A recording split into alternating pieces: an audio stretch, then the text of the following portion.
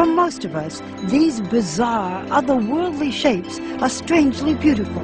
But the world's best aging researchers see something entirely different. They see the answer to possibly the most important and complex question of all time. Dr. Sinclair, as I look here, I'm seeing very cute little colored cubes.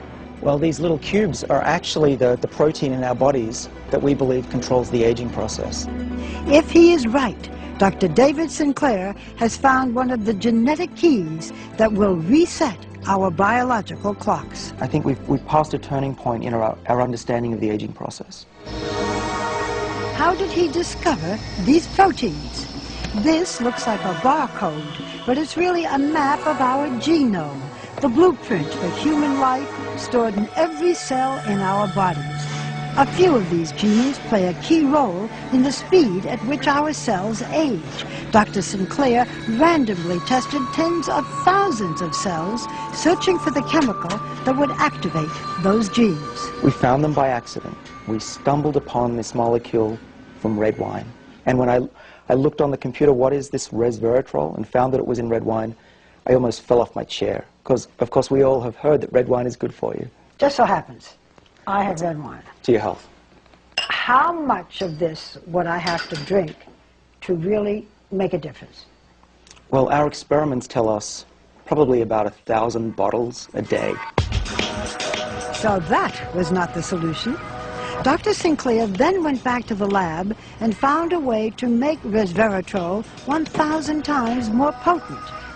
So what does it do in the body? Well, what we have discovered is that resveratrol works on a gene which is called SIRT1, and this is a gene that controls the aging process. Resveratrol seeks out that gene and switches it on. And with that gene activated in the mouse on the right by a high dose of resveratrol, she quickly turned into a mini Olympian, running twice as far as the untreated mouse on the left. And they were eating a high-fat diet, a fatty diet, and they lived just as long as a lean, healthy mouse, which means that they didn't get heart disease, cancer, even osteoporosis, and they lived 30% longer. Can you do this in humans? We have the same exact gene, and we think that resveratrol could have similar benefits in people. Realizing the blockbuster potential for his new pill, Sinclair teamed up with biotech entrepreneur Chris Westphal, together raising more than $100 million for further research. And we think that we can increase healthy lifespan. So if you're in your 80s, you'll be behaving as if you were in your 50s. In the first human trial, a form of resveratrol successfully treated type 2 diabetes, one of the major diseases of aging. If everything goes very well, we will seek regulatory approval from the FDA in the next 5 years. I think a lot of people will say you're raising expectations. This can't possibly happen. My answer to that is, I agree, but it's true.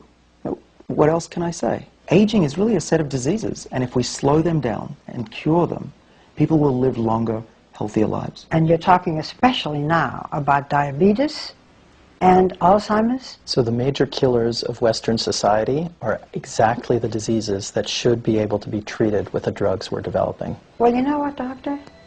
Cheers. In the future,